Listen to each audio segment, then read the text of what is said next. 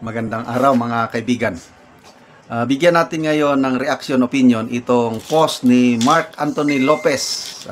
Good news po ito para sa ating nagmamahal kay BP Inday Sara. Peps, here is the latest audit report for Office of the Vice President of the Philippines covering the calendar year 2024. Please pass to those who are constantly attacking our Vice President Inday Sara Duterte. So, inattach dito ni Mark Anthony Lopez yung report. Commission on Audit Report, June 19, 2025. Yan. Dear Vice President Duterte. Diretsuhin ko na lang, basahin yung anong opinion. May notice of disallowance ba? Okay, maliliit. Dito, sabi, we believe that our audit provides a reasonable basis for our unmodified opinion. Yun po ang pinakamataas na audit, unmodified opinion. Ayos na ayos. So, ipagpasa natin ito sa mga anti-Duterte forces na walang tigil sa paninira kay BP Inday Sara. So ito, 2024 ito Noong 2023, ganyan din. Unmodified opinion din. Yung 2022 lang talaga ang sumabit ng kaunti doon sa confidential funds. Although, wala pang final decision ng COA. Kaya itong mga kongresista natin na nag-aakusa kay BP Sara ng katiwalian, akala mo kung anong linis nila.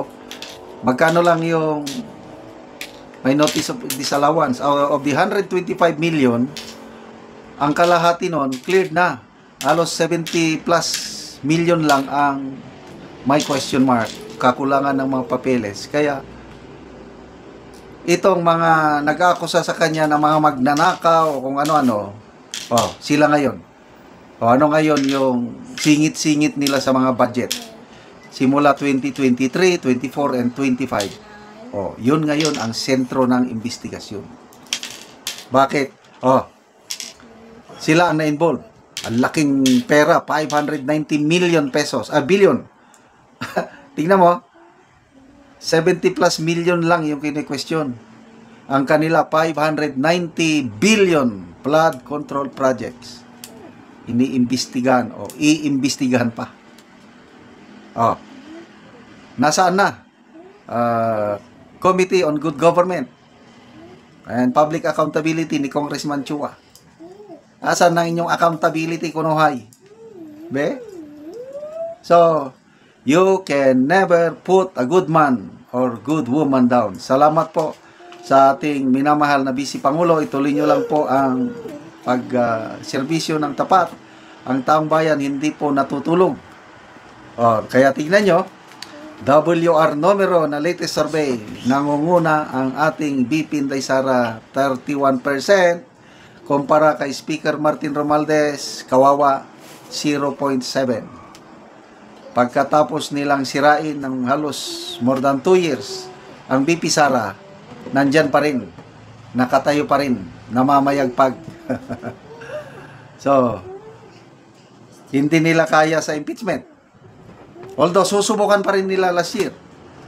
Ang sinasabi ngayon ng mga political analyst, specifically Mr. Rigoberto Tiglao, yung hindi daw makaya ng mga kongresista through impeachment, baka susubukan nila through ombudsman. Kaya, pagdasal po natin yung Judicial and Bar Council na sana gawin nila ng tama yung trabaho nila, hindi sila ma-pressure ng kung ano-ano mang powers that be. Kasi kung hindi sila makapamili ng yung karapat-dapat na kung ombudsman, delikado po, sabi ni Mr. Rigoberto Tiglao.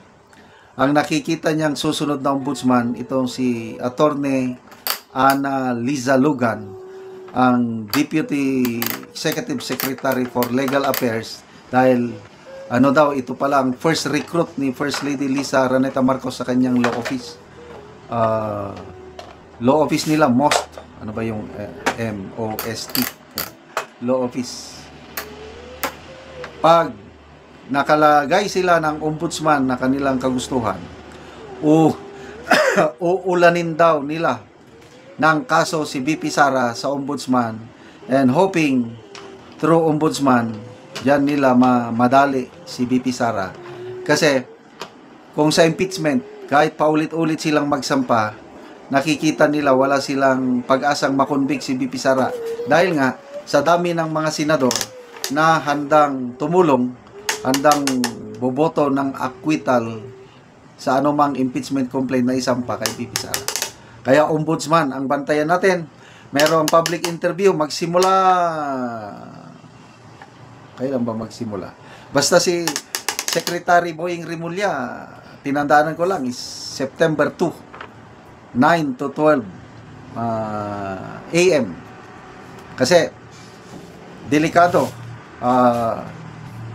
Pag hindi taga-judiciary, ang may lagay na ombudsman, yung galing sa executive department, example, Secretary Boying Rimulya at Deputy Executive Secretary Logan, nako, na nakikita ng iba na delikado.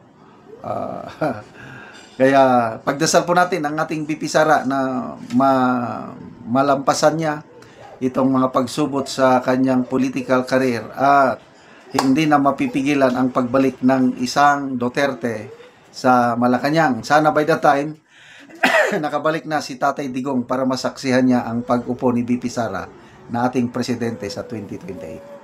Okay, salamat mga kaibigan sa inyong pagsubaybay sa ating channel.